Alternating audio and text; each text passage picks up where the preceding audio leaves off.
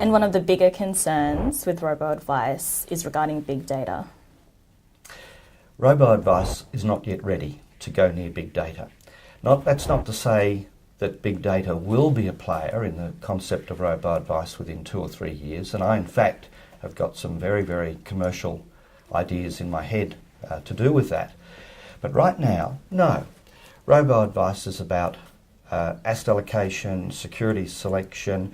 It may or may not involve personal data, but that personal data is going to be typically the same as what would be on a KYC client questionnaire today, if at all. So do not fear big data. I'll mention one party that looked at this, and it was UBS in Singapore, and this is on the public record.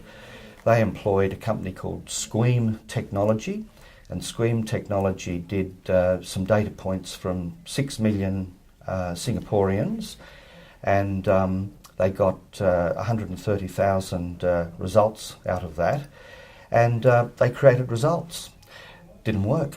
And I call that paralysis of over-analysis. So the market is not ready for big data yet.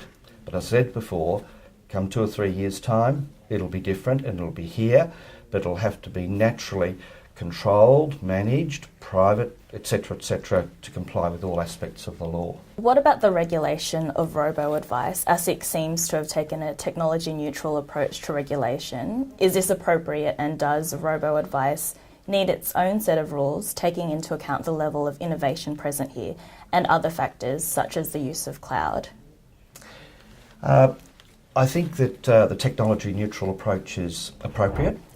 And we must remember that the central tool within robo-advice is a calculator or algorithm of some sort. And to deliver robo-advice, you've really got to operate under 2 sets of rules that are from ASIC. The general AFSL, of course, and the first rule there is it general advice or personal advice? Well, there'll be robo-advisors for both categories, and the rules that apply to robo-advisors I don't think are any different to the rules that apply to the current profession or to direct retail. The second thing that ASIC has some jurisdiction over is to do with calculators themselves. And I don't know whether you are aware, but there's 250 pages worth of ASIC regulations on what a calculator can and cannot do. It's quite extraordinary, these sorts of numbers. And the type of legal advice that any new start business has to get to cover themselves under both AFSL rules and calculator rules and ASIC this and ASIC that, it's huge. But it's no different to what a human-based, low-technology business would be. So I don't have any problem with the rules. Robo-advisors are neither being favoured nor disfavoured. They just have to comply with the rules as they are. What will the effect of robo-advice have on the SMSF industry specifically? I think there'll be many effects. Some of them will happen quickly, some of them will take a little bit more time. The first is that I think that the economical size of establishing an SMSF is going to fall again. With the low cost that people will be able to get investment advice and the low cost of physically managing portfolios being reduced by the provision of robo-advice, that means a lower starting point.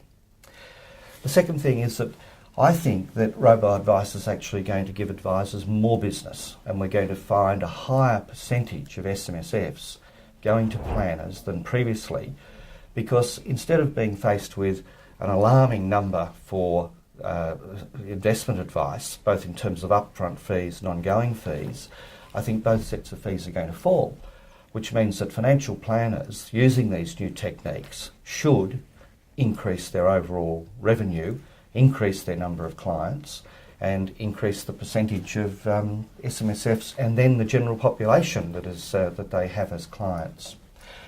A third thing that I'll mention is that I think you're going to see some remarkable new products coming out of the providers of robo-advice.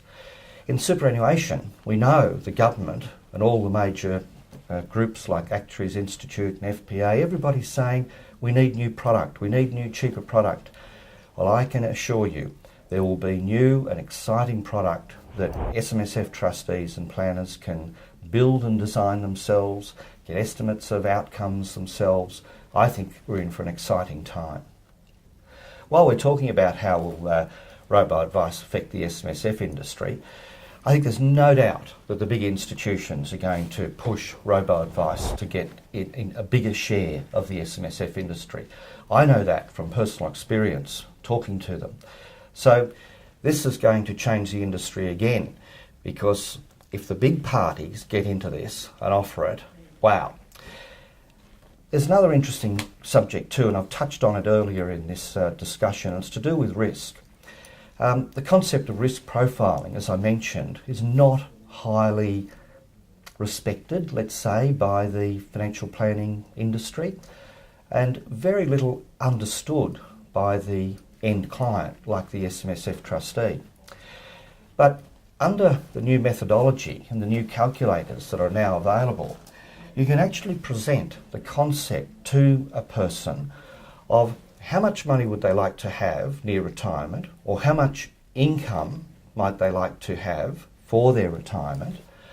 And you can effectively work backwards, although that's not a term I like to use, but you can effectively work backwards to say, well, to get that goal or goals, this is what I need to do today.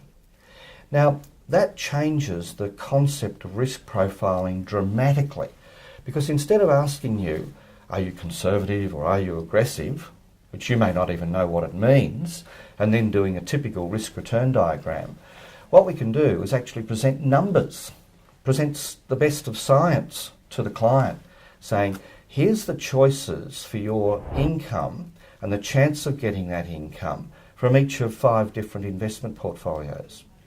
And then to further strengthen it, we can say that this concept is going to well suit you given longevity management issues, that's how long you're likely to live, given market bumps issues, and so on.